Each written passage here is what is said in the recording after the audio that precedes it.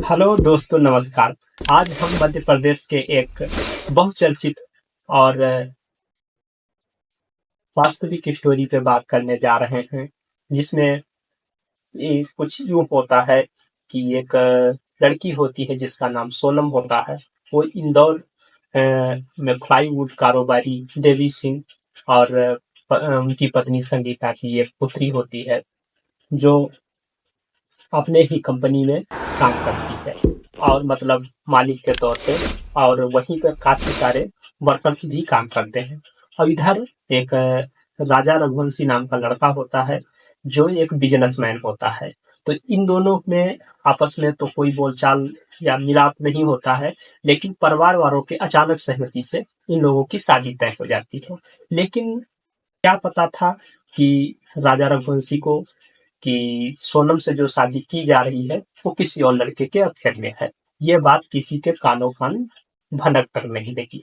लेकिन हाँ, राजा रघुवंशी को तो नहीं पता थी, जिस लड़के की शादी हो रही थी उसको तो नहीं पता थी, उसके घर वालों को नहीं पता था।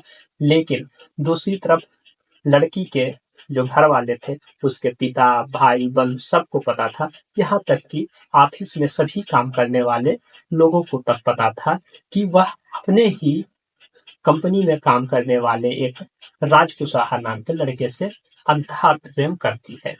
और जब उसके पिताजी नहीं होते हैं फैक्ट्री में, तो दोनों आपस में काफी टाइम स्पेंड करते हैं। ये सिलसिला यूं ही चलता रहा और उधर राजा की शादी तय हो जाती है सोनम के साथ में। फिर आगे क्या होता है कि इन दोनों की शादी 11 मई को एमपी यानी इंदौर में ही करा दी जाती है। बड़े हंसी खुशी से इन दोनों लोग आपस में शादी करते हैं और पूरे रीति रिवाज के साथ में ये सब मैटर होता है। शादी हो जाती है। कोई को कानो कानो खबर नहीं था कि जो है या क्या कंडीशन है, या लड़की जो है खुश नहीं है, या इसके परिवार वाले इसकी जोर जबरदस्ती से शादी करा रहे हैं।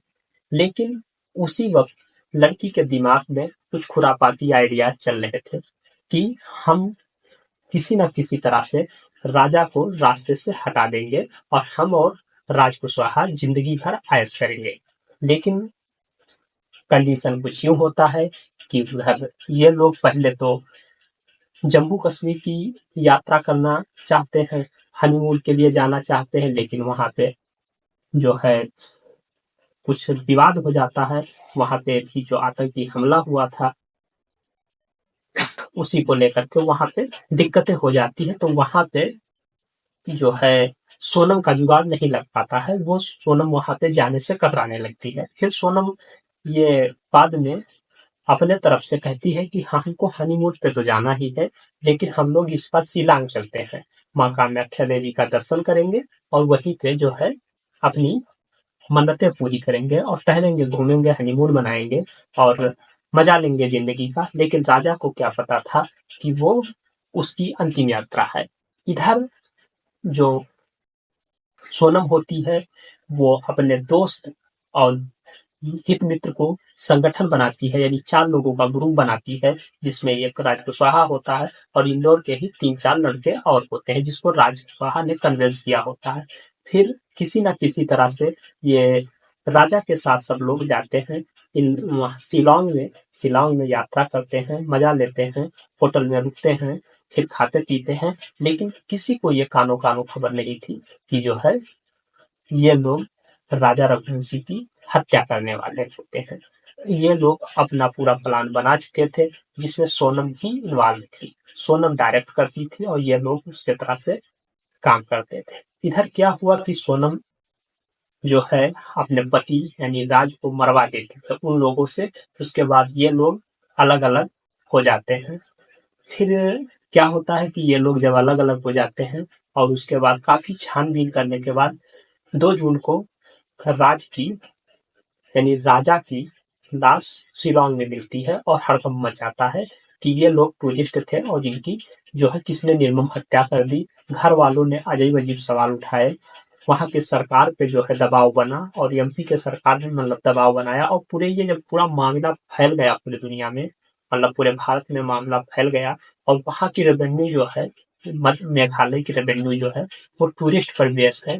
तो इसलिए वहाँ के लोगों ने ज़्यादा इन्वॉल्व किया कि हम बदनामी हमारी क्यों हो रही है। इस तौर पे उन्होंने वहाँ पे सर्च ऑपरेशन चलाया और तमाम क्लू बटोरे, लेकिन कुछ भी सुराग नहीं लगा था। अचानक पुलिस को कुछ सस्पेंस होता है और वो ढूंढने में लग जाती है कि सोनम गई तो गई कहाँ। सोनम फरार हो जाती है। फरो सोनम ये गायब हो जाती है, करीब 10-12 दिन गायब रहती है और उसके बाद किसी को कुछ नहीं पता होता है और काफी ज्वेलरी थी वो सब गायब कर देती है। लेकिन बाद में अचानक उत्तर प्रदेश के गाजीपुर जिला में रात को 1 बजे 9 तारीख को, यानी 8 8 तारीख के रात को 1 बजे हो गया था, करीब 9 ही हो गया था, समझ लीजिए 9 तारीख हो गई थी। 9 तारीख के रात को 1 बजे जो है सोनम अपने आप को एक ढाबे, काशी चाय वाला ढाबा करके कुछ नाम था, वहां पे जो है जाके बैठ जाती है। सहमी सी डरी सी एक बाल बिखेरे हुए काला टी शर्ट पहन के वहां पे वो खड़ी रहती है।